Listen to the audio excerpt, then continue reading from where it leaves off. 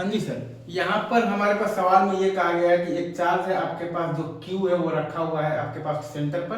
तो हमें बताना है बेसिकली फाई ई बताना है, तो कर्व का वैल्यू बताना है। तो इसका एक तरीका है कि हम लोग गॉस लॉ का अप्रोच लगाएं। तो क्यू बाई एप्सिलॉन नॉट हमारे पास निकल रहा है, मतलब फ्लक्स टोटल, और वो बराबर होगा फाई ई होगा तो कर्व है, और प्लस, और ये दोनों बेसिकली जो फ्लैट सरफेस से हमें लिखना आता है, 2 टाइम्स आ जाएगा तो Q by 4 pi epsilon not into आ जाएगा तो 2 पाई इंटू आ जाएगा 1 माइनस, और cos थीटा का वैल्यू हमारे पास आ जाएगा l by N root of the L square और प्लस आर स्क्वायर। वहां से हम लोग निकालेंगे फाई ई, जो कर्व का वैल्यू आएगा वो हमारे पास आ जाएगा Q by epsilon not into L by N root of the L square और प्लस आर स्क्वायर, ठीक है।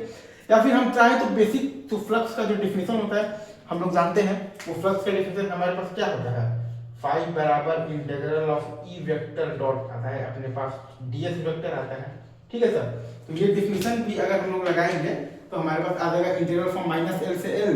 आ जाएगा हमारे पास के क्यू बाई आर स्क्वायर और प्लस एक्स स्क्वायर इंटू आ जाएगा 2 pi into R into DX into आ जाएगा R by N root of the R square और प्लस एक्स स्क्वायर। यहाँ से हम लोग बेसिकली एक्स डिस्टेंस पर जाकर और डीएक्स बेसिकली हम लोग तो विड्थ का एक रिंग मान लिए हैं, और फिर हम लोगों ने इंटीग्रेट कर दिया from minus L to L. X बराबर आर टेन थीटा लिख देंगे तो डीएक्स बराबर आ जाएगा R into sec square theta into आ जाएगा डी थीटा, और माइनस एल टू एल है, और बेसिकली अंदर वाला फंक्शन आपके पास कैसा फंक्शन है, इवन फंक्शन है, तो ट्वाइस कर देंगे तो 2 टाइम्स इंटीग्रल फ्रॉम 0 से tan inverse L by R के into Q into 2 pi into R cube into sec square theta into D theta by sec cube theta into R cube. Phi E curve हमारे पास आ जाएगा 2 times integral from 0 से tan inverse L by R के into आ जाएगा Q into आ जाएगा 2 पाई